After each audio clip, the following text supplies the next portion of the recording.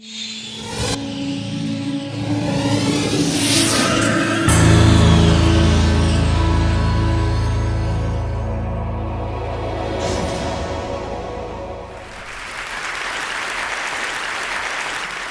I could reveal anything that is hidden from us, at least in modern cultures, it would be to reveal something that we've forgotten, that we used to know as well as we knew our own names. And that is that we live in a competent universe, that we are part of a brilliant planet, and that we are surrounded by genius. Biomimicry is a new discipline that tries to learn from those geniuses and take advice from them, design advice. That's where I live, and it's my university as well. I'm surrounded by genius. I cannot help but remember the organisms and the ecosystems that know how to live here gracefully on this planet. This is what I would tell you to remember if you ever forget this again. Remember this. This is what happens every year. This is what keeps its promise. While we're doing bailouts, this is what happened. Spring. Imagine designing spring. Imagine that orchestration. You think TED is hard to organize, right? Imagine, and if you haven't done this in a while, do. Imagine the timing, the coordination, all without top-down laws or policies or climate change protocols. This happens every year. There's lots of showing off. There's lots of love in the air. There's lots of grand openings. And the organisms, I promise you, have all of their priorities in order.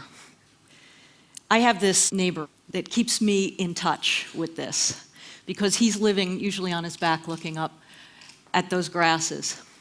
And one time he came up to me, he was about 7 or 8 years old. He came up to me and there was a wasp's nest that I had let grow in my yard and right outside my door. And most people knock them down when they're small, but it was fascinating to me because I was looking at this sort of fine Italian end papers, and he came up to me and he knocked. He would come every day with something to show me, and he'd knock like a woodpecker on my door until I opened it up. And he asked me how I had made the house for those wasps, because he had never seen one this big. And I told him, you know, Cody, the wasps actually made that. And we looked at it together.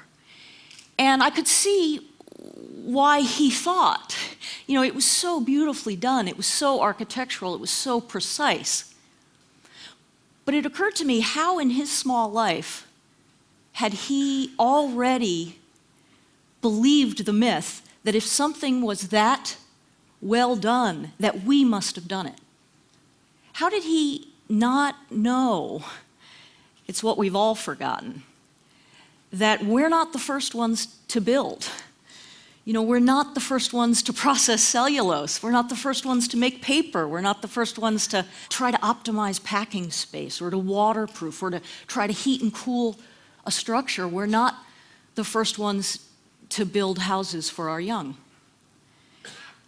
What's happening now in this field called biomimicry is that people are beginning to remember that organisms, other organisms, the rest of the natural world, are doing things very similar to what we need to do.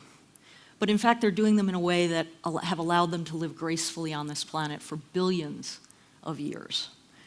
So these people, biomimics, are nature's apprentices. And they're focusing on function. And what I'd like to do is show you a few of the things that they're learning. They have asked themselves, what if every time I started to invent something, I asked how would nature solve this? And here's what they're learning. This is an amazing picture from a Czech photographer named Jack Headley. This is a story about an engineer at J.R. West. They're the people who make the bullet train. It was called the bullet train because it was rounded in front, but every time it went into a tunnel, it would build up a pressure wave, and then it would create like a sonic boom when it exited.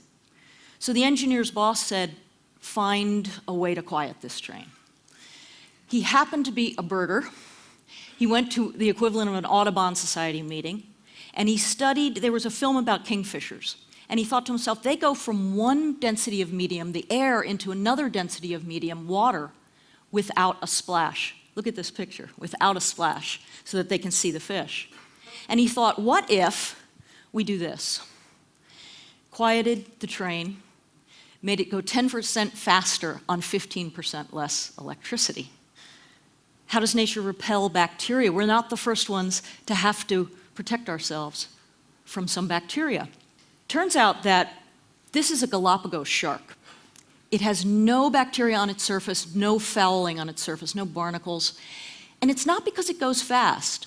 It actually basks. It's a slow-moving shark. So how does it keep its body free of bacteria buildup? It doesn't do it with a chemical. It does it, turns out, with the same dentisols that you had, on Speedo bathing suits that broke all those records in the Olympics. But it's a particular kind of pattern. And that pattern, the architecture of that pattern on its skin dentisols, keep bacteria from being able to land and adhere. There's a company called Sharklet Technologies that's now putting this on the surfaces in hospitals to keep bacteria from landing, which is better than dousing it with antibacterials or harsh cleansers that many organisms are now becoming drug resistant. Hospital-acquired infections are now killing more people every year in the United States than die from AIDS or cancer or car accidents combined, about 100,000. This is a little critter that's in the Namibian desert, has no fresh water that it's able to drink, but it drinks water out of fog. It's got bumps on the back of its wing covers, and those bumps act like a magnet for water. They have water-loving tips and waxy sides. And the fog comes in and it builds up on the tips, and then it goes down the sides and into the critter's mouth. There's actually a scientist here at Oxford who studied this, Andrew Parker. And now kinetic and architectural firms like Grimshaw are starting to look at this as a way of coating buildings so that they gather water from fog. 10 times better than our fog-catching nets. CO2 as a building block. Organisms don't think of CO2 as a poison. Plants and organisms that make shells, coral, think of it as a building block. There's now a cement manufacturing company starting in the United States called Calera. They've borrowed the recipe from the coral reef, and they're using CO2 as a building block in cement, in concrete. Instead of cement usually emits a ton of CO2 for every ton of cement, now it's reversing that equation and actually sequestering half a ton of CO2, thanks to the recipe from the coral. None of these are using the organisms. They're really only using the blueprints or the recipes from the organisms.